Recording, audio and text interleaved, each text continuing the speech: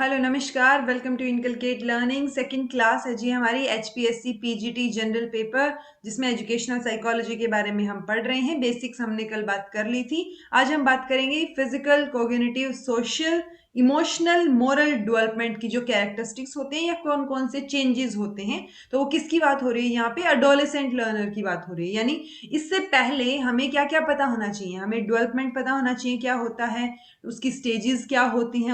उन सारी स्टेजेस में से एक स्टेज जो है वो एडोलेसेंस भी होती है, वो पता होना चाहिए। उसी के संदर्भ में मैंने आप लोगों की प्लेलिस्ट में जो है कुछ एक जो मैंने केवीएस के लिए करवाया था, ऑब्वियसली इंपॉर्टेंट है, उसमें नाम भले ही केवीएस लिखा हो बट वो आपके लिए भी इंपॉर्टेंट है, क्योंकि कुछ एक हिडन टॉपिक्स भी तो होते हैं ना।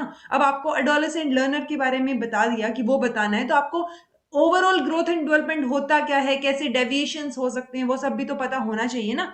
तो वो आपको पता होना चाहिए, इसलिए मैंने आपकी प्लेलिस्ट में ऐड कर दिया है। वो भी देख लीजिएगा, इंपॉर्टेंट है, क्योंकि वहां पे मैंने अंडरस्टैंडिंग अडोलेसेंस करके भी एक टॉपिक करवाया था। वहां पे जो चीजें मैंने करवा दी वो यहाँ पे रिपीट नहीं करवा रही हूं, मैं एक और अलग एस्पेक्ट से इस टॉपिक को समझाने की कोशिश करूंगी। ओके, दैट मीन्स आपको रिपीटेशन नहीं पढ़नी है मेरी किसी भी वीडियो में। आपको रेयर ही कभी होगा कि कोई चीज आपको रिपीट में बता दी, अदरवाइज हर वीडियो में आपको अलग कंटेंट मिलेगा। तो वो अलग कंटेंट जो उसका फायदा उठाइए ना, देखिए उसको। ओके, जो जो वीडियोस आपकी प्लेलिस्ट में डलेंगी, बिकॉज आपकी प्लेलिस्ट में अगर सिलेबस वाइज देखूं तो 10-12 वीडियोस आएंगी, बट स्टिल जो वीडियोस आपके लिए इंपॉर्टेंट है वो मैं प्लेलिस्ट में जब भी ऐड करूं उनको देख लिया कीजिए, ठीक है। अगर आपने केवीएस की सारी वीडियोस देखी हैं फिर तो आपकी हेल्पफुल होगी, मतलब सारी चीजें आपको आती हैं वो वाली। ओके, तो ये चीज डिस्कस करेंगे जी एडोलेसेंट लर्नर से रिलेटेड, प्लस उनकी इंप्लीकेशंस क्या है टीचिंग लर्निंग में, ये भी डिस्कस हम करने वाले हैं। दिस इज प्रेजेंटेड बाय मी रवीना।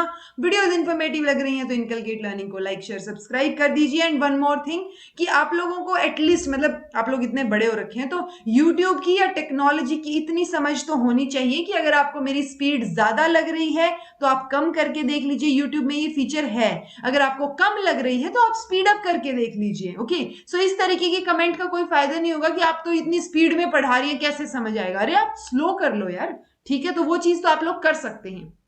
शुरू करें। तो सबसे पहले चाइल्डहुड, यूथ, इंडिया जो है वो बहुत यूथ कंट्री है, यंग पीपल है यहाँ पे, टीनेजर या टीनेज या अडोलेसेंट। ये कहीं ना कहीं जो यूथ, यंग पीपल, ये मिलते जुलते वर्ड हमें लगते हैं, तो इनका मतलब, इनमें क्या डिफरेंशिएशन है वो पता होना चाहिए।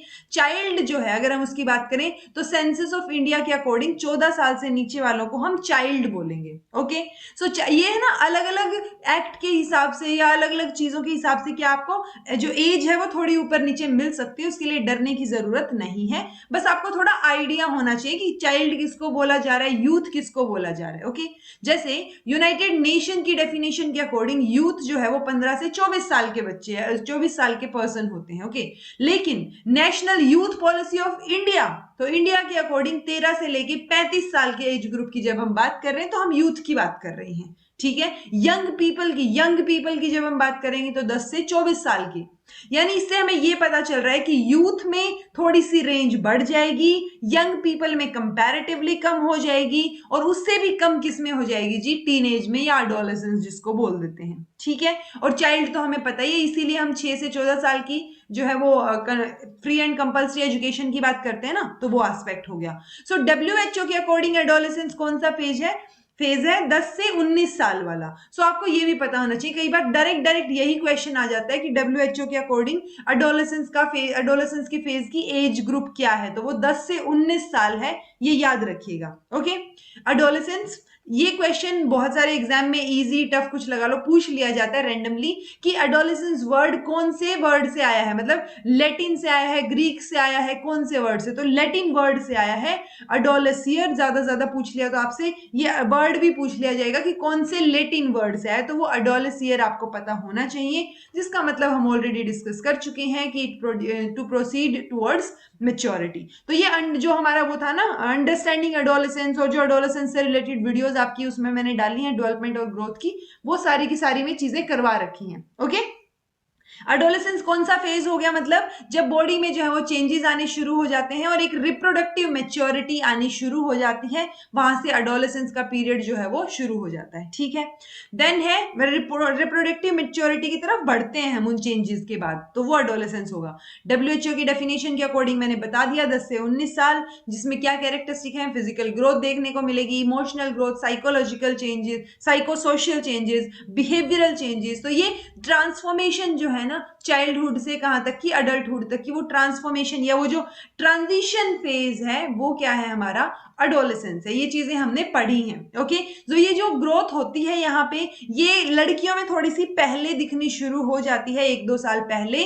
और जब अगर हाइट की बात करेंगे, सो हाइट जो है वो लड़कों की थोड़ा सा मतलब 18 साल तक बढ़ेगी, लेकिन लड़कियों की 15-16 तक ही बढ़ती है। सो वो चेंजेस जो है वो थोड़ा बहुत ऊपर नीचे होके एडोलेसेंस के फेज में वो चेंजेस हो जाते हैं।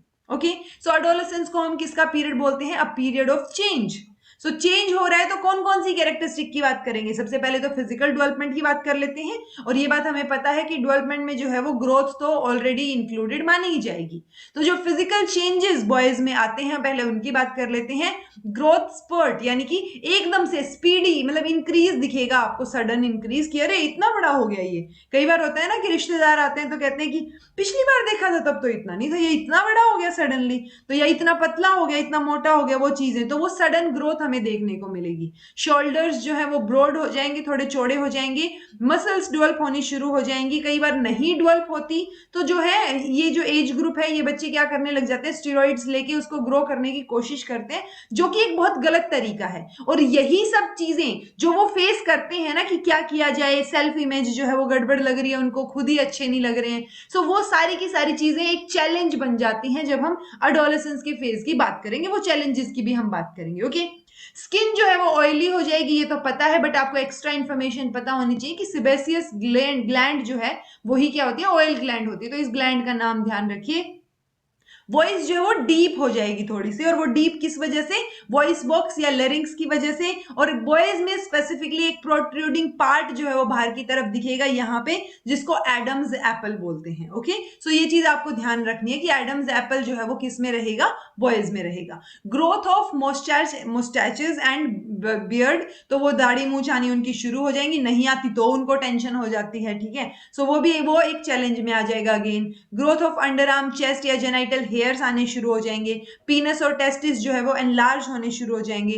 देन है स्पर्म प्रोडक्शन शुरू हो जाएगा, और स्पर्म प्रोडक्शन की वजह से अगेन बहुत सारे चैलेंजेस फेस करने पड़ते हैं, जो मैंने आपको अंडरस्टैंडिंग एडोलेसेंस में भी बताया था, जिसमें से एक क्या था, नाइट एमिशन था, या फिर जिसको जो है वेट ड्रीम्स के थ्रू जो नाइट में एमिशन हो जाता है, वो चीज भी हमें पता होनी चाहिए। बेसिकली अवेयरनेस हमें होनी चाहिए कि क्या क्या चेंजेस यहाँ पे बॉयज में होंगे। ठीक है, अब जो चेंजेस होते हैं ना, उसमें एक सबसे बड़ा चेंज होता है हाइट का।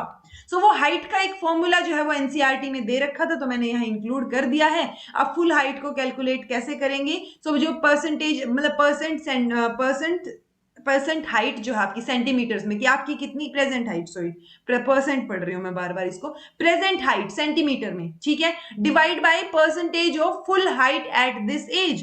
तो परसेंटेज यहाँ पे हमें दे रखी है कि अगर 8 साल के बच्चे की हम हाइट देखना चाह रहे हैं, तो उसकी हाइट सेंटीमीटर में माप के ऊपर लिखेंगे। देन बॉय है तो 72 नीचे, यानी मान लो मुझे कोई भी बच्चा है, मान लो 16 साल का कोई बच्चा है और उसकी हाइट है 160 सेंटीमीटर। ठीक है, सो 160 डिवाइड बाय 98 इंटू 100, ये उसकी कैलकुलेशन आ जाएगी फुल हाइट की सेंटीमीटर में। ठीक है, सो ये चीज हमें पता होनी चाहिए। और ये देखिए यहाँ पे 18 साल पे आपको दिख रहा होगा कि मैक्सिमम अटेन हो जाती है, और ये 18 साल गर्ल्स में, ये क्या है 17 साल है, यानी लड़कियों की हाइट जो है वो पहले ही मतलब मेंस्ट्रुअल पीरियड जब शुरू हो जाता है ना, सो मेंस्ट्रुएशन शुरू होते होते उनकी हाइट जो है वो अटेन कर लेती है, उसके बाद उनकी हाइट जो है वो इतनी नहीं बढ़ती। ओके, देन है जी गर्ल्स के फिजिकल चेंजेस क्या रहेंगे, अगेन ग्रोथ जो है वो बहुत तेजी से होगी, ब्रेस्ट डेवलप हो जाएंगी, स्किन ऑयली होगी, हिप्स जो है वो थोड़े वाइड हो जाएंगे, वेस्ट लाइन नैरो हो जाएगी, होनी शुरू हो जाएगी, हो जाएगी भी नहीं, होनी शुरू हो जाएंगी ये चीजें।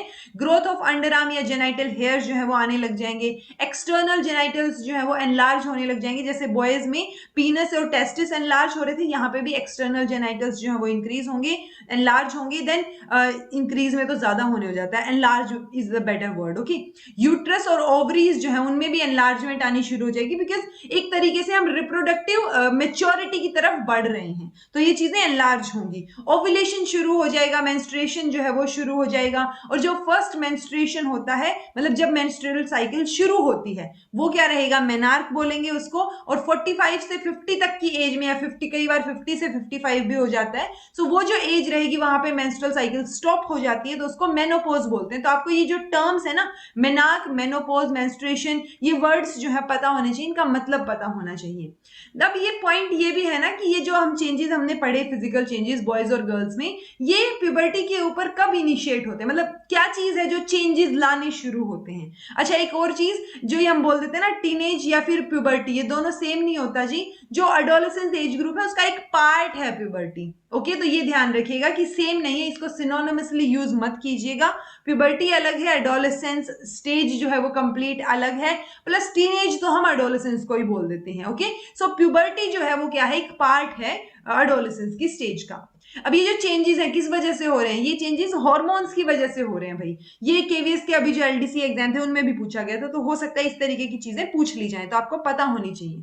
तो ये चेंजेस किसकी वजह से हो रहे हैं, हार्मोन्स। और हार्मोन्स क्या होते हैं, कुछ एक केमिकल सब्सटेंसेस होते हैं जो कि एंडोक्राइन ग्लैंड से जो है सिक्रीट होते हैं। इसलिए ओवरऑल जितनी भी ग्लैंड्स हम एंडोक्राइन सिस्टम में लेके चलते हैं, तो इसको बोल देते हैं कि एंडोक्राइन सिस्टम से जो रिलीज या सिक्रीशंस हो रही हैं वो हार्मोन्स है, ओके।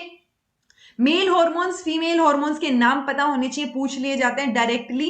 जब मैं पेपर देके आई तो उसमें पूछ रखा था अभी जो केवीएस वाला था, तो मेल हॉर्मोन्स में क्या है, टेस्टोस्टेरोन आपको पता होना चाहिए। मेल हॉर्मोन्स बहुत सारे होते हैं, उनमें से एक टेस्टोस्टेरोन है, ओके। तो कलेक्टिवली जो मेल हॉर्मोन्स है उनको हम क्या बोलेंगे, एंड्रोजन्स। सो क्वेश्चन इस तरीके से आ जाता है कि testosterone and androgens are male hormones, testosterone and estrogens are male hormone, या estrogen and progesterone are female hormone। तो इस तरीके से पूछ लिया जाएगा आपको चेंज करके चीजों को, तो वो चेंज करके जब पूछा जाएगा वो आपको आइडिया होना चाहिए कि मेल हार्मोन मतलब टेस्टोस्टेरोन और एंड्रोजेंस की बात हो रही है।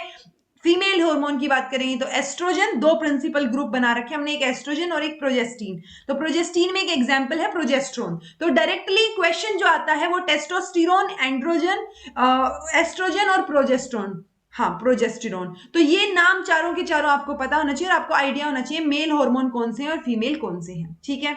जो एंड्रोजन, एस्ट्रोजन और प्रोजेस्टीन, यानी कि जितने भी ये हार्मोन्स हैं, मेल हो फीमेल हो, इनको हम क्या बोल रहे हैं, स्टीरॉइड। ये क्लासिफिकेशन के अंदर जब हम क्लासिफिकेशन करेंगे हार्मोन्स की, तो ये स्टीरॉइड हार्मोन्स के अंदर आते हैं। अगर टेस्टोस, अभी मैंने बोला ना कि बच्चे दाढ़ी मूछ नहीं आती तो वो स्टीरॉइड्स वगैरह लेके उसको बढ़ाने की कोशिश करते हैं, तो जो टेस्टोस्टेरोन है वो मेल हार्मोन है। अगर वो कम है, थोड़ा सा मतलब बहुत ज्यादा काम नहीं कर रहा है, दैट मीन्स अगर आप उसकी अमाउंट बढ़ा देंगे तो जो मेल कैरेक्टरिस्टिक्स हैं वो ज्यादा एनहेंस होने लग जाएंगी, जैसे दाढ़ी मूछ वाली चीज मैंने आपको बोली, ठीक है। सो वो चीज क्या है, ये सारे के सारे स्टीरॉइड हार्मोन्स में आते हैं। अगर हम ये बोल रहे हैं कि स्टीरॉइड्स इनटेक हो रहा है, यानी कि आप हार्मोन्स जो है वो ले रहे हैं बाहर से, हार्मोन का सोर्स, ओके। तो ये जो हार्मोन्स है ना, जितने भी हमने मेल और फीमेल हार्मोन्स पढ़े, इनकी सिक्रीशन किस पे डिपेंड करती है, पिट्यूटरी ग्लैंड से एक हार्मोन रिलीज होगा, उसकी वजह से ये हार्मोन्स जो है वो सिक्रीट होना शुरू होंगे। यानी कि पिट्यूटरी से जो हार्मोन रिलीज हो रहा है वो इनकी रिलीज को स्टिमुलेट करता है, शुरू करता है कि अब ये शुरू होंगे, ओके। तो ये थोड़ी सी बेसिक इंफॉर्मेशन आपको पता होनी चाहिए। फर्दर अगर बात करें फिजिकल डेवलपमेंट में ही, तो ये जो न्यूट्रिशन है या जो एनवायरमेंट है हमारा, हम बोलते हैं ना हेरिडिटी इनटू एनवायरमेंट होता है, तो ये जो हमारा फिजिकल अपीयरेंस है या जो बॉडी में चेंजेस आ रहे हैं, ये न्यूट्रिशन और एनवायरमेंट जो है इसमें बहुत बड़ा रोल प्ले करेंगे। अगर पॉवर्टी है, आप गरीब हैं, पुअर बैलेंस डाइट है आपकी, स्टार्वेशन है, तो एक पुअर ग्रोथ आपको देखने को मिलेगी, बहुत सारी क्रोनिक डिजीज भी हो सकती हैं।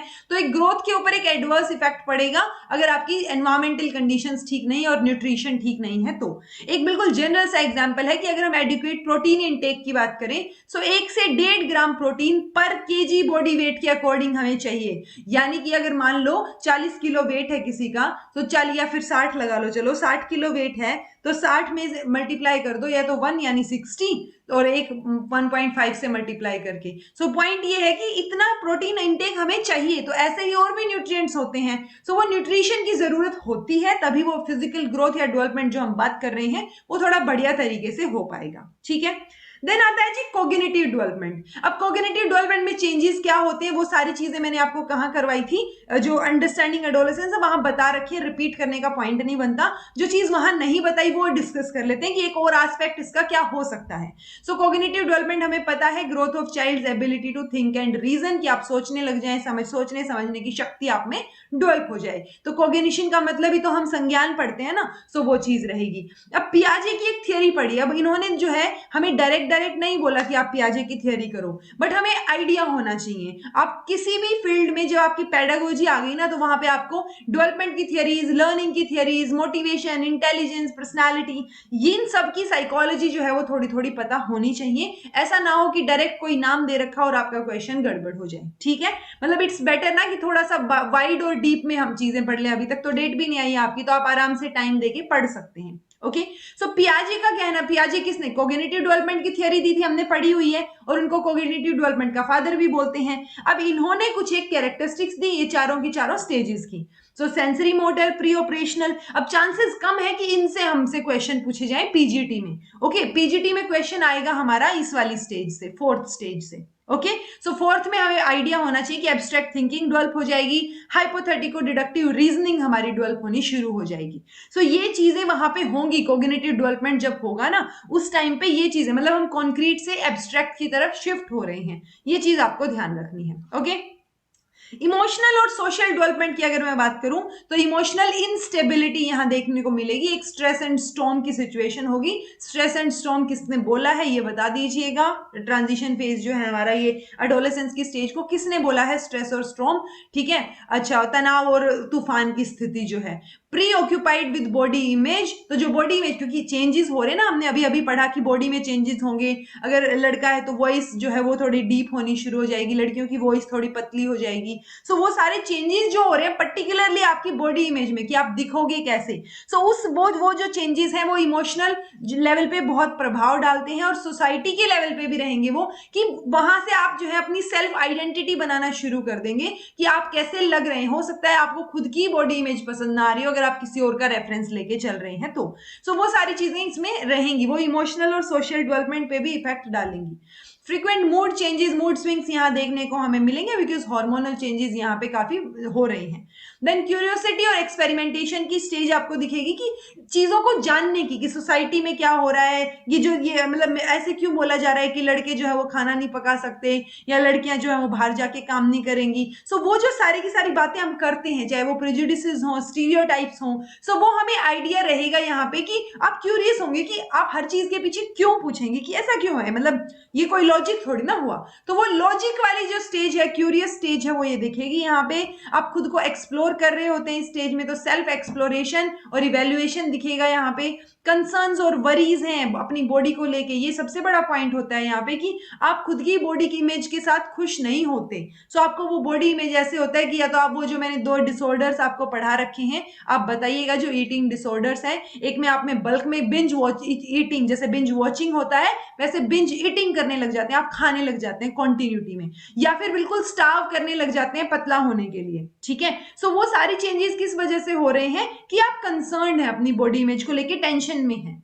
फैमिली और एल्डर्स के साथ तो जो है वो यहाँ पे कॉन्फ्लिक्ट होंगे ही, क्योंकि वो आपके ऊपर कंट्रोल करना चाहते हैं, आप वो कंट्रोल चाहते नहीं हैं। सो ऑब्वियसली जहाँ पे दो अपोजिट बिहेवियर्स हैं या दो अपोजिट थॉट्स हैं, वहां पे कॉन्फ्लिक्ट होना लाजमी है। पेरेंट्स बोलेंगे कि बाहर नहीं जाना, आपको बाहर जाके फ्रेंड्स के साथ पार्टी करनी है, तो वो कॉन्फ्लिक्ट्स यहाँ पे दिखेंगे।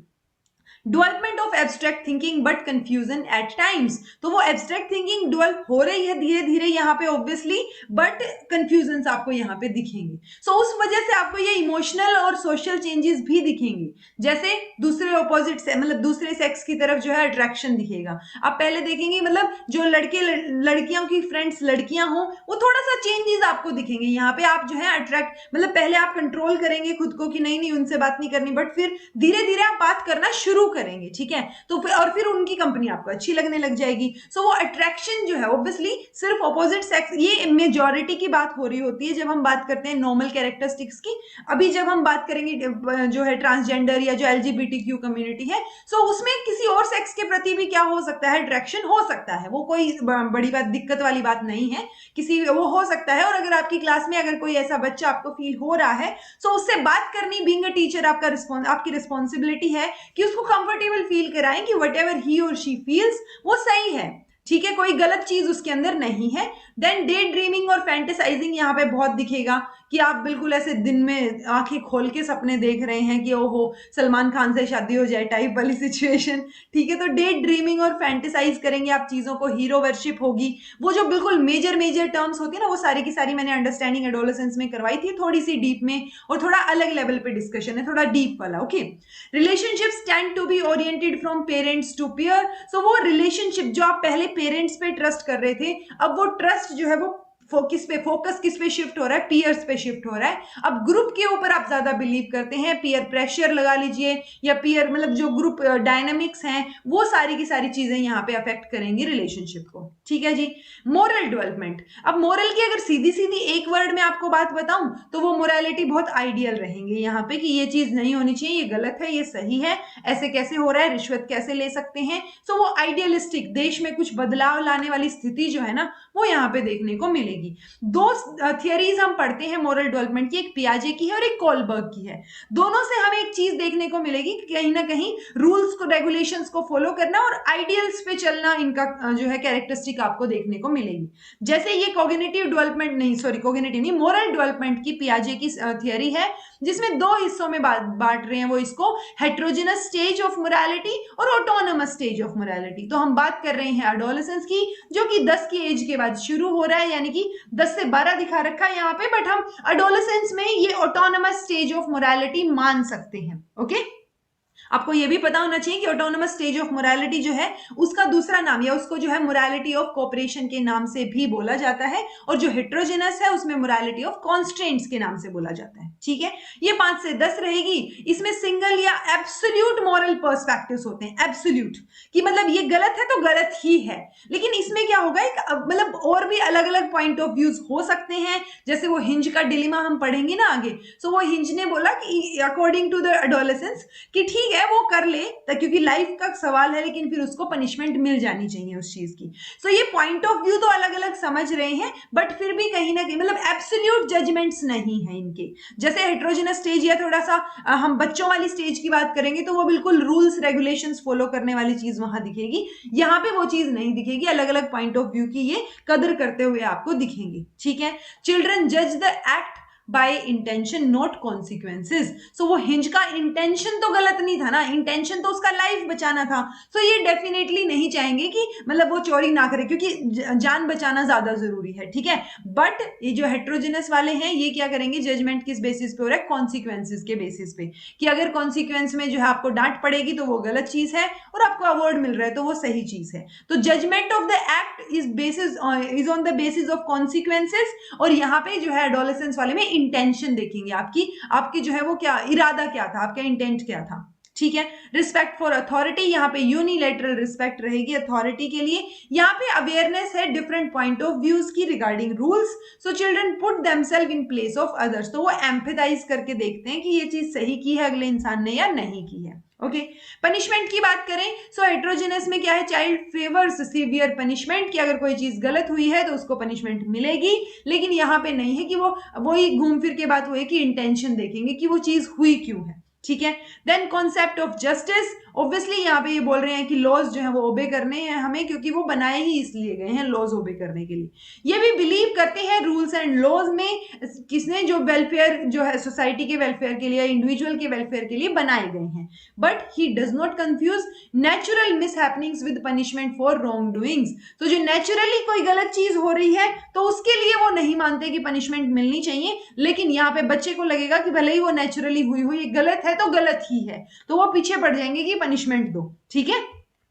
दूसरा कोलबर्ग में जो हिंज का डिलेमा हमने पढ़ा था, ये देखिए जी, हिंज में क्या है कि hinge should not steel the drug, इसको तो ड्रग बोल रहे हैं कि चोरी करनी ही नहीं चाहिए। ये प्री कन्वेंशनल है, जो 5 से 10 साल वाला लगा लो एक बार के लिए, ठीक है। लेकिन यहाँ पे 10 से ज्यादा साल वाले बच्चे जो है वो क्या बोलेंगे, जो एडोलेसेंस वाली स्टेज है हमारी, ये बोलेंगे कि चोरी तो कर लो। क्यों? क्योंकि वो इंटेंशन देख रहे हैं, ठीक है, इंटेंशन पे फोकस है उनका।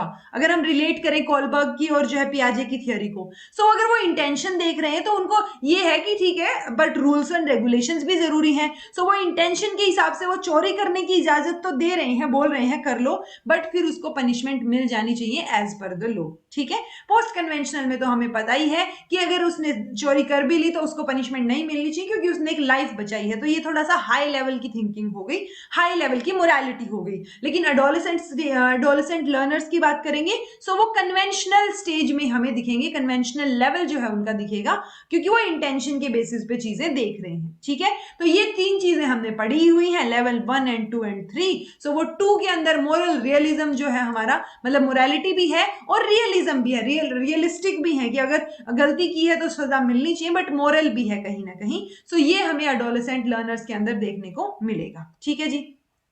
अगर इन जनरल कैरेक्टरिस्टिक अगर हम अब बात करें, जो हम सिलेबस में है कि कैरेक्टरिस्टिक्स ऑफ लर्नर्स, तो ग्रोथ देखने को मिलेगी। फिजिकल अपीयरेंस जो है आप कैसे दिख रहे हैं उस बेसिस पे आप खुद की इमेज बनाना शुरू कर देंगे। सेल्फ डिस्कवरी की ये स्टेज है, आप खुद की आइडेंटिटी इसमें ढूंढना चाह रहे होते हैं, क्या क्या करना है, क्या बनना है वाली सिचुएशन। डिजायर रहेगी आपको इंडिपेंडेंस की, आप अपनी आइडेंटिटी प्रूव करना चाह रहे हैं कि मैं भी रिस्पॉन्सिबल हूं, मैं भी अकेला सब काम कर सकती हूँ या कर सकता हूँ, ठीक है। ईगोसेंट्रिज्म यहां दिखेगा, यानी खुद के इंटरेस्ट में सेल्फ इंटरेस्ट, कि आप खुद के ऊपर फोकस कर रहे हैं कि अगर वो मैं बोल रही हूँ और वो इंसान काम नहीं कर रहा तो मुझे उससे बात ही नहीं करनी। ईगोसेंट्रिज्म दिखेगा। अच्छा ओके, ईगोसेंट्रिज्म ना प्री ऑपरेशनल स्टेज में भी होता है भाई। तो कई स्टूडेंट्स का क्वेश्चन था कि प्री ऑपरेशनल में यानी चाइल्डहुड में भी बोला गया था, तो जब पियाजे का स्पेसिफिकली पूछा जाए तो आप प्री ऑपरेशनल के साथ जाइए, जो है ईगोसेंट्रिज्म की स्टेज जो है। बट अदरवाइज एडोलेसेंट जो स्टेज होती है उसके अंदर भी ईगोसेंट्रिज्म होता है, ओके। इमोशनल अनस्टेबिलिटी होगी, आप इमोशंस में बह के जो है वो थोड़े एकदम से उतार चढ़ाव या एकदम से जो हार्मोनल चेंजेस हो रहे हैं वो आपको दिखेंगे इमोशंस में भी, मूड स्विंग्स दिखेंगे। क्यूरियोसिटी और एक्सपेरिमेंटेशन की स्टेज है। पीयर जो है वो आपको इन्फ्लुएंस करते हैं, वो इतना इन्फ्लुएंस करते हैं कि वो पेरेंट्स का जो के साथ जो अफेक्शन है आपका उसको ओवरवे कर देते हैं, मतलब आउटवे कर देते हैं, कि उनसे पेरेंट्स के अफेक्शन से ज्यादा आपको पीयर का जो इन्फ्लुएंस है या जो पीयर ग्रुप है उससे आप ज्यादा प्रभावित यहाँ पे रहेंगे, ठीक है। चेंजिंग फोकस ऑन रिलेशनशिप, तो वो जो फोकस है रिलेशनशिप का, पेरेंट्स के साथ जो रिलेशनशिप था ट्रस्ट का, चीजों का, तो आप उन पे विश्वास करने की बजाय पीयर्स पे करेंगे, क्योंकि आपको ऐसे लगेगा कि पेरेंट्स आपके अगेंस्ट हैं, ठीक है। आइडियलिज्म और confrontation with religion, tradition, moral values, तो यहाँ पे बिल्कुल आइडियलिस्टिक चीजें आपको दिखेंगी कि सब लोग बराबर होते हैं, हमें ऐसा करना चाहिए, मतलब धर्म या उसके बेसिस पे डिस्क्रिमिनेशन नहीं करना चाहिए। सो वो आइडियलिस्टिक वो होता है ना मोरालिटी, वो यहाँ पे दिखेगी थोड़ी। Absence of long term thinking about life and the world, so long term thinking जो है वो यहाँ पे थोड़ी एब्सेंट रहेगी।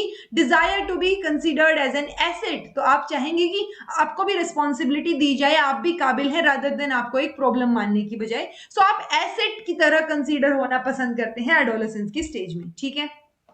अब एडोलेसेंस है, बहुत देर से बात कर रहे हैं इसके बारे में, तो कुछ ना कुछ मतलब जो चेंजेस हो रहे हैं, हार्मोनल चेंजेस हो रहे हैं, इमोशनल हैं हम, कॉग्निटिव लेवल पे चेंजेस हो रहे हैं, सो कुछ ना कुछ तो चैलेंज भी आएगा ना, कुछ ना कुछ तो दिक्कतें या कंसर्न्स भी होंगे। सो उन चैलेंजेस की एक एक करके बात कर लेते हैं। जब हम फिजिकल डेवलपमेंट से रिलेटेड बात करेंगे, so physical development is like जो फिजिकल मैच्योरेशन का प्रोसेस हो रहा है उसकी वजह से काफी दिक्कतें इनको फेस करनी पड़ती हैं, जैसे कि किसी की हाइट ज्यादा है, किसी का वेट कम है, ज्यादा है, डेवलपमेंट जो है वो सेकेंडरी सेक्सुअल कैरेक्टरिस्टिक्स की डेवलपमेंट हो रही है। जब मैं सेकेंडरी सेक्सुअल कैरेक्टरिस्टिक बोल रही हूँ, दैट मींस हम ऑब्जर्व वो सेक्सुअल कैरेक्टरिस्टिक्स जो आप देख के बता सकें कि अच्छा ये लड़का है लड़की है वाली सिचुएशन, ओके। तो वो सेकेंडरी सेक्सुअल कैरेक्टरिस्टिक्स हैं। जैसे अगर ब्रेस्ट जो है वो बाहर की तरफ है, या ये वो तो वो लड़की होगी, या फिर प्रोट्रूड कर रहा है आपका एडम्स एप्पल है तो वो लड़का है। सो वो कुछ एक कैरेक्टरिस्टिक्स है सेक्सुअल की, मतलब सॉरी सेकेंडरी सेक्सुअल कैरेक्टरिस्टिक जो डेवलप होनी शुरू हो जाती है फिजिकल डेवलपमेंट में, ओके। तो सेक्सुअल चेंजेस भी होते हैं, वो हमें पता है। सो वो जो चेंजेस हो रहे होते हैं उसकी वजह से किसी में कम, जैसे मैंने बताया था ना, दाढ़ी मूछ जिनके नहीं आए लड़कों के, उनको टेंशन हो जाती है, बट उनको ये बताना जरूरी है कि दिस इज नॉर्मल, ओके, कोई बात नहीं, लेट हो सकती हैं चीजें। सो ये जो हमें पता नहीं है ना कि कौन सी चीज नॉर्मल है, अब नॉर्मल है, सो वो एक डिलेमा हो जाता है नॉर्मेलिटी का। आपको लगता है कि नहीं नहीं इसके दाढ़ी मूछ जल्दी आ गई, बस यही लड़का है, मैं मतलब मेरी तो ऐसे मर्दानगी पे सवाल उठ गए। सो वो वाली सिचुएशन क्रिएट हो जाती है यहाँ पे, ओके। सो वो ऑब्वियसली एक चैलेंज है कि उसको कैसे फेस करेंगे वो।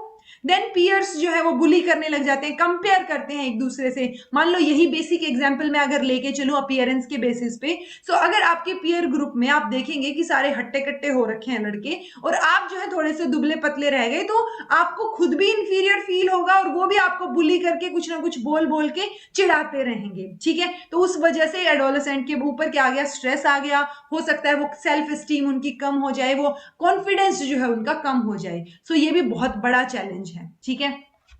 देन है जी, अगर पुअर न्यूट्रिशन आपको मिल रहा है फिर तो आपकी ग्रोथ वैसे ही कम हो जाएगी, हाइट के ऊपर इफेक्ट पड़ेगा, एनीमिया जो है उसके होने के चांसेस हैं। तो हेल्थ के ऊपर बैड इफेक्ट्स आपको दिख सकते हैं। और फर्दर जब लो बर्थ मतलब जो है फ्यूचर जनरेशन्स में भी जो बेबीज बर्थ होता है जिनका, और उस टाइम पे जो वेट होता है उनका, सो बर्थ के टाइम पे जो वेट, वो फिर उनका भी कम मिलेगा फर्दर जनरेशन में। सो इसलिए जरूरी है प्रॉपर न्यूट्रिशन लेना।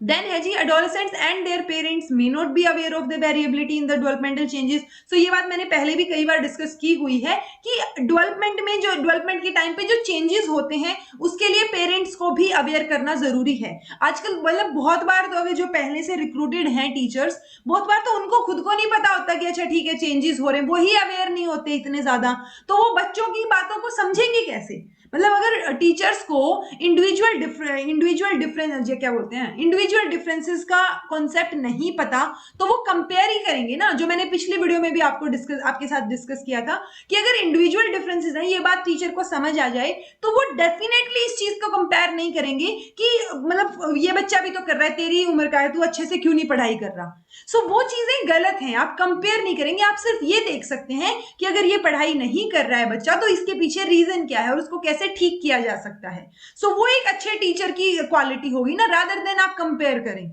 ओके, सो वो सारे के सारे, तो वो पॉइंट सिर्फ इतना सा है कि कंपैरिजंस जो है वो बहुत ज्यादा होंगे, उसकी वजह से दिक्कतें बढ़ेंगी, चैलेंजेस बढ़ेंगे। सो टीचर्स और पेरेंट्स और एडोलेसेंट सबको अवेयरनेस होनी चाहिए कि ये डेवलपमेंटल चेंजेस हैं, होते रहते हैं, थोड़ा ऊपर नीचे चीजें होती रहती हैं, डेविएशंस होते हैं डेवलपमेंट में, ओके। और वो डेविएशन ऑफ इन डेवलपमेंट भी मैंने आपको टॉपिक करवा रखा है, उसको करिएगा, देखिएगा एक बार, ठीक है। सो जो एडोलेसेंट है या पेरेंट्स है वो अवेयर ना हो, ऐसा हो सकता है, इसलिए ये भी बड़ा चैलेंज है अवेयरनेस का ना होना। Adolescents may take harmful drugs. अब हो सकता है कि उसको दाढ़ी मूछ बढ़ाने के लिए वो टेस्टोस्टेरोन के इंजेक्शन लगवा ले कहीं से, या स्टीरॉइड्स लेना शुरू कर दे मसल्स बनाने के लिए, और उनकी वजह से फर्दर उनकी हेल्थ पे बहुत ज्यादा बैड इफेक्ट्स जो है वो हमें देखने को मिलेंगे। ओके, सो ये चैलेंजेस हैं कि फिजिकल डेवलपमेंट के दौरान क्या क्या चैलेंजेस उसको फेस करने पड़ते हैं एडोलेसेंट को। और भी बहुत सारे हो सकते हैं, आप खुद भी सोच सकते हैं या आपने ऑब्जर्व किया वो भी हो सकते हैं। अगर हम कॉग्निटिव डेवलपमेंट की बात करें तो एडोलेसेंट्स जो है वो कॉन्क्रीट से किसकी तरफ, एब्स्ट्रैक्ट थिंकिंग की तरफ या एब्स्ट्रैक्ट थियरीज की तरफ हो रहे होते हैं, चेंजेस हो रहे होते हैं ना उनमें। सो वो चेंज के दौरान अब हो सकता है उनको अच्छे से समझ आ जाए तो वो सक्सेसफुल हो जाए पर्टिकुलर टेस्ट में, हो सकता है ना भी हो। तो वो जो फेलियर या सक्सेस वाला जो फेज है ना किसी पर्टिकुलर चीज को सीखते टाइम, सो वो यहाँ पे आपको देखने को मिलेगा, और वो अपने आप में एक चैलेंज होता है। ईगोसेंट्रिसिटी या सेल्फ इंटरेस्ट आपको इस स्टेज में देखने को मिलता है कि मतलब सेल्फ इंटरेस्ट या ईगोसेंट्रिसिटी जो है वो हॉलमार्क बोला गया है किसका, एडोलेसेंट की स्टेज का। तो अगर आपको पियाजे नाम नहीं दिया गया है और आपसे पूछा गया है कि ईगोसेंट्रिज्म जो है वो किसका हॉलमार्क जो है साइन है, तो वो है जी एडोलेसेंट की स्टेज का, ठीक है। They may have the idea that everyone is watching them. तो वही वाली सिचुएशन है कि वो अटेंशन ग्रैब करना चाह रहे हैं कि अच्छा मैं कैसी लग रही हूँ, कैसा लग रहा हूँगा, ठीक है, वो कोई मुझे देख तो नहीं रहा, या अगर वो मुझे देख रही है तो मैं कैसा लग रहा हूँगा, या मुझे वो देख रहा है तो मैं कैसी लग रही होंगी। सो वो यहाँ पे हॉर्मोन्स की वजह से चेंजेस आना, फीलिंग्स डेवलप होना, दैट इज नॉर्मल, बट उसकी वजह से कई बार ईगोसेंट्रिज्म जो है वो यहाँ पे डेवलप, आपको ईगोसेंट्रिज्म दिखेगा कि आप यूनिक फील करते हैं, आप ये सोचते हैं कि मतलब no one is capable of understanding you, कोई समझ नहीं रहा है आपको। सो वो काफी उतार चढ़ाव हमें देखने को मिलते हैं, जिस वजह से वो भी एक अपने आप में एक चैलेंज है उसको फेस करना। और इन चैलेंजेस की वजह से ही हम ये बोल सकते हैं कि एडोलेसेंट की जो स्टेज होती है, एडोलेसेंस की स्टेज, वो काफी चैलेंजिंग भी है। आपके बीइंग अ पेरेंट भी आपके लिए चैलेंजिंग है, और जो बच्चा खुद है एडोलेसेंट, वो तो फिर उसके लिए तो है ही चैलेंजेस बहुत सारे। ओके, फर्दर देखें तो ability to think creatively on one hand helps adolescent to make innovations, but getting away from difficult situations and on the other hand invite troubles. तो कई बार क्रिएटिविटी जो है वो बढ़िया चीजें हो जाती हैं, आप मतलब कोग्निशन लेवल आपका अच्छा हो तो आप अच्छी चीजें सोचते हैं, कुछ नए इनोवेटिव आइडियाज सोचते हैं, लेकिन उसकी वजह से बहुत बार आप प्रॉब्लम में भी फंस सकते हैं। बिकॉज मैं हमेशा बोलती हूँ कि कोई भी अगर एक स्टेटमेंट भी अगर आप बोलेंगे ना, उसके भी प्रॉफिट और कॉन्सिक्वेंसेज, मतलब उसके फेवर में भी कोई चीज आप बोल सकते हैं, उसके कॉन्सिक्वेंसेज या उसके नेगेटिव में भी, अगेंस्ट में भी बोल सकते हैं। Same applies here. ये चैलेंजेस, वो जो नेगेटिव वाला पार्ट है ना, कि उनकी वजह से क्या गलत हो रहा है, चाहे बच्चे के साथ हो रहा है या उनके आइडियाज की वजह से हो रहा है या पेरेंट्स की वजह से हो रहा है, वो सारे के सारे चैलेंजेस में आ जाएंगे। सो जब कोग्निशन लेवल पे वो अगर क्रिएटिव हो रहे हैं किसी चीज को लेके या इनोवेटिव आइडिया निकाल रहे हैं, सो वो ट्रबल में भी फंस सकते हैं उस इनोवेटिव या पोटेंशियली रिस्की एक्सपेरिमेंट की वजह से। जैसे बहुत जोर जोर से कि चलो रेस लगाते हैं, ठीक है, तो रैश ड्राइविंग करना, अनसेफ सेक्स करना, क्योंकि उनको उस चीज के बारे में अवेयरनेस नहीं होती, जो कि होना बहुत जरूरी है।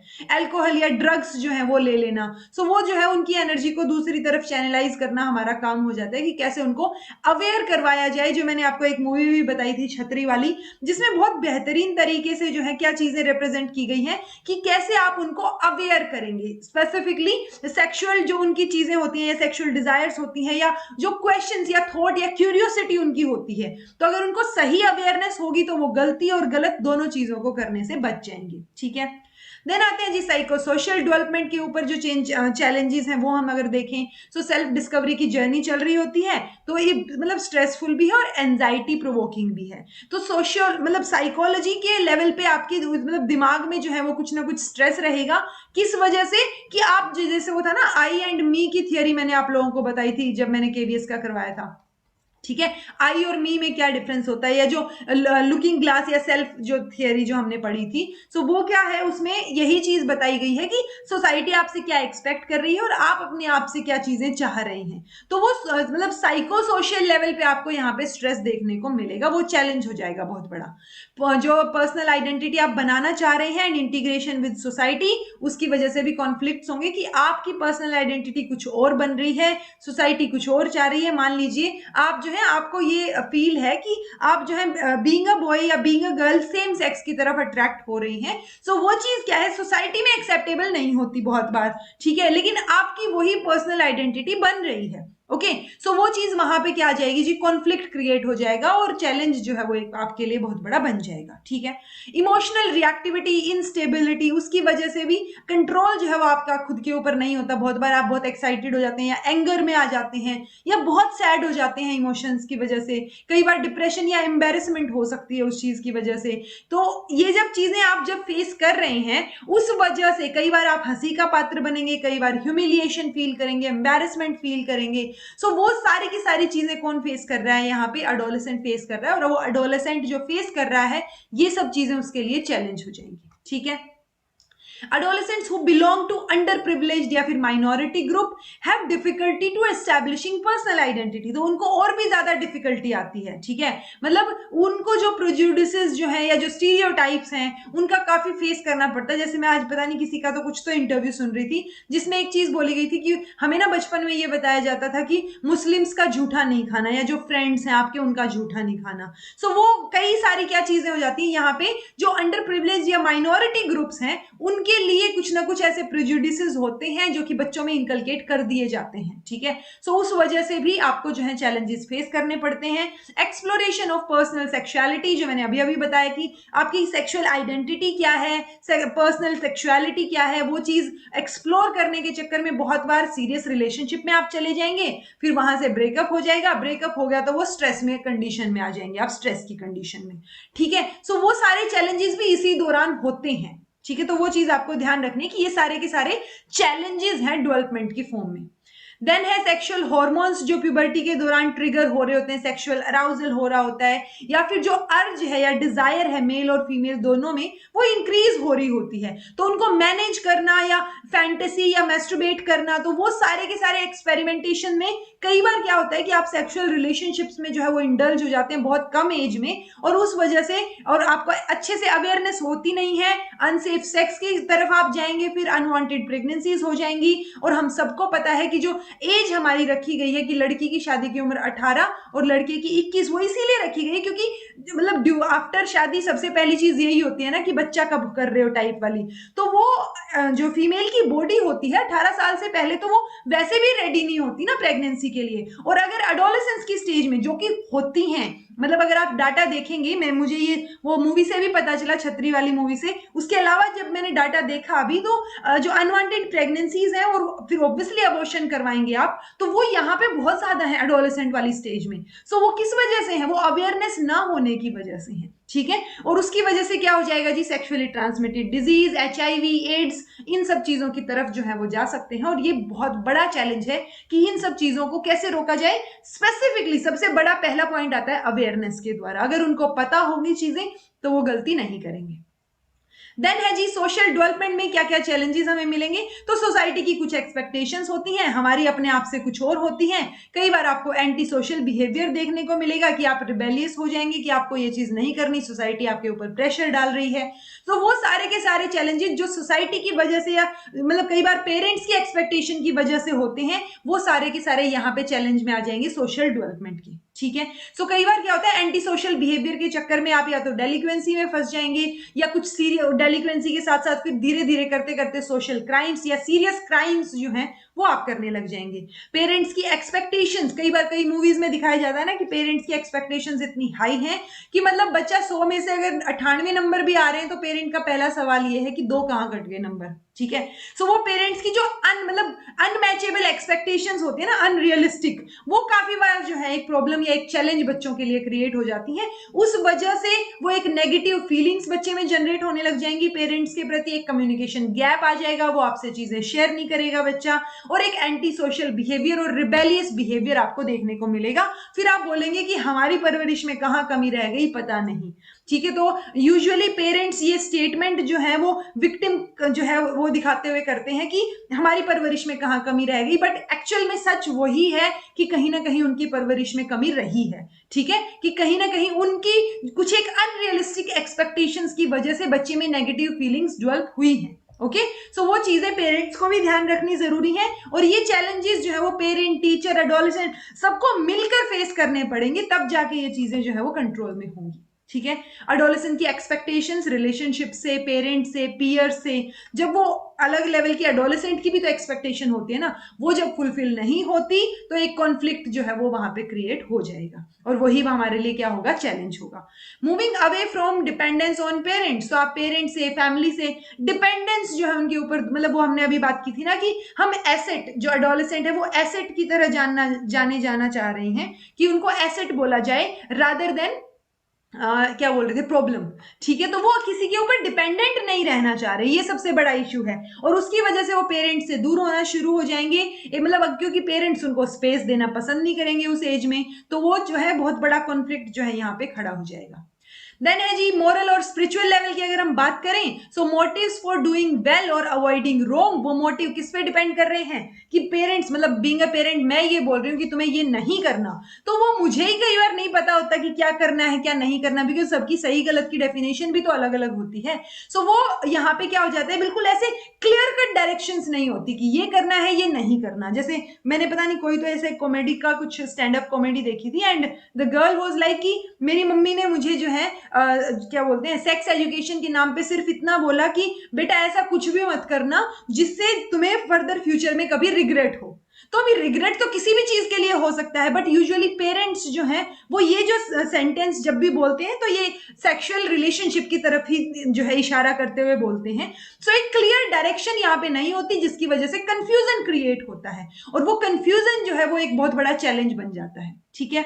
डिसीजन मेकिंग जो है वो यहाँ पे difficult, based upon the moral teaching, तो मोरल टीचिंग कुछ और पढ़ाई गई है, लॉ एंड ऑर्डर कुछ और है, लेकिन आप इंटेंशन भी तो देख रहे हैं, जो हमने अभी अभी बात की थी पियाजे की थियोरी की, की। सो वो इंटेंशन देख के आप चाह रहे हैं कि इसको सजा जो है वो लेट मिल जाए या चोरी कर ले, जो हिंज का डिलेमा पड़ा था। तो वो सारी चीजें यहाँ पे क्या हो जाती है, थोड़ी सी जी एक चैलेंज का काम करती है, मिक्सअप हो जाती है कि लॉ एंड ऑर्डर कुछ और कह रहा है, आपका दिमाग कुछ और कह रहा है। Those adolescents who are struggling with identity formation are striving to find their place in the society, वो भी एक कॉन्फ्लिक्ट उनके लिए हो जाएगा कि कोई उनको समझ नहीं रहा है, डायरेक्शन उनको चाहिए है बट वो डायरेक्शन ले किससे। सो वो सारे के सारे कंफ्यूजन जो है उसकी वजह से भी एक बहुत बड़ा चैलेंज खड़ा हो जाएगा।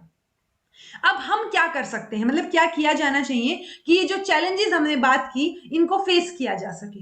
सो वो चैलेंजेस को फेस करने के लिए सबसे पहला कदम जो है वो अवेयरनेस जनरेशन का है कि पेरेंट्स हो, एडोलेसेंट्स हो, टीचर्स हो, सबको अवेयरनेस होनी चाहिए कि डेवलपमेंटल स्टेजेस क्या क्या होती हैं। और इसीलिए ये जो अवेयरनेस जनरेशन का काम है ये एटलीस्ट हमारे एग्जाम्स तो कर रहे हैं कि जितने भी टीचिंग एग्जाम्स हैं उन सब में पेडागोजी जो मतलब डेवलपमेंट ये सारी की सारी चीजें अब डाली गई हैं। यानी आप किसी भी स्ट्रीम से हैं, आप मैथ्स का पेपर दे रहे हैं या आप किसी के भी टीचर हैं, आपको डेवलपमेंट के बारे में नॉलेज होनी चाहिए। ठीक है, तो तभी आप लोग जो है अभी ये वीडियो देख रहे हैं, अगर इस पॉइंट तक पहुंच गए हैं तो।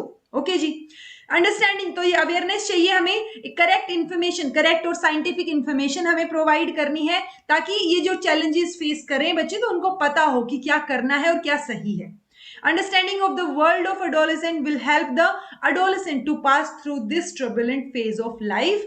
यानी कि आप अगर उस वर्ल्ड के बारे में समझेंगे कि बच्चा किस दौर से गुजर रहा है, क्या क्या हार्मोनल चेंजेस उसमें हो रहे हैं, मतलब ठीक है वो गुस्सा कर रहा है, उसको नहीं पता वो क्या कर रहा है, बट आपको तो बीइंग अ पेरेंट पता है ना कि क्या क्या चेंजेस हो रही हैं। ओके, तो आपको ये नहीं करना कि हमारे टाइम में तो किसी ने कुछ नहीं बताया, भाई आपका टाइम अलग था, अब चीजें अलग हैं, तो वो आपको बीइंग अ पेरेंट और बीइंग अ टीचर समझनी पड़ेंगी। ठीक है, सो एक हेल्दी एनवायरमेंट उसको जो है बना के देने, कंस्ट्रक्टिव कंट्रीब्यूशन, पॉजिटिव चीजें, तो पॉजिटिव एनवायरमेंट, तो जो हेरिडिटी इनटू एनवायरमेंट वाला फैक्टर है उसमें एनवायरमेंट जो है आपको बेस्ट बनाने की कोशिश करनी है। ठीक है, इंप्लीकेशंस क्या होंगी टीचिंग में, ऑब्वियसली अगर आपको सारी चीजें पता है अगर बीइंग अ टीचर, सो आप कैसे कैसे यूज नहीं कर सकते इन चीजों को। मतलब आपको ये पता होगा कि जो है फिजिकल एक्सरसाइज या एक्टिविटीज जो है वो करवाई जानी चाहिए। अच्छा ओके, ये सिंपैथेटिक नहीं एम्पैथेटिक होना चाहिए भाई। ठीक है, तो एक एम्पैथेटिक एटीट्यूड जो है वो टीचर का रहेगा, कभी भी सिंपैथी हम नहीं चाहेंगे बीइंग अ टीचर, एम्पैथेटिक रहेगा। ऑल्दो ये किसी तो बुक में जरूर दिया हुआ है बट इसको एम्पैथेटिक लिखिए आप लोग।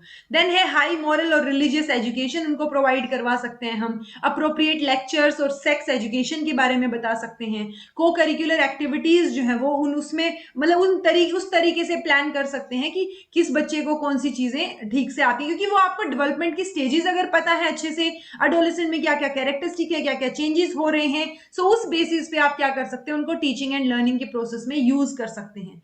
टास्क ऑफ रिस्पॉन्सिबिलिटी, अभी हमें पता है कि एडोलेसेंट का ये नेचर है या एडोलेसेंट की कैरेक्टरिस्टिक है कि वो एक एसेट की तरह यूज होना चाह रहे हैं, वो नहीं चाह रहे वो किसी के लिए प्रॉब्लम बने, वो नहीं चाह रहे वो किसी पे डिपेंडेंट हो, तो आप उनको रिस्पॉन्सिबिलिटी दीजिए ना, तो वो कुछ ना कुछ रिस्पॉन्सिबिलिटी आप उनको दें। इंडिविजुअल की रिस्पेक्ट करना जो है वो यहाँ से रहेगा। डेमोक्रेटिक एटमोस्फेयर आप प्रोवाइड करवाने की ट्राई करेंगे। सो आपको बच्चे को समझना पड़ेगा, चाहे वो कोई भी स्टेज हो, चाहे चाइल्डहुड हो, एडोलेसेंट हो, अडल्टहुड हो, कोई भी हो, आपको अगले इंसान को समझना पड़ेगा। आपको इंडिविजुअल डिफरेंसेस को जो है वो कंसीडर करना पड़ेगा कि हर इंसान अलग अलग होता है। ठीक है जी, सो बीइंग अ टीचर मेरी पर्सनली आप लोगों से यही सलाह रहेगी कि जो चीज आपको हमेशा ध्यान में रखनी चाहिए कि comparison is the worst thing you can do to a जो है आपका जो प्यूपिल है या जो स्टूडेंट है।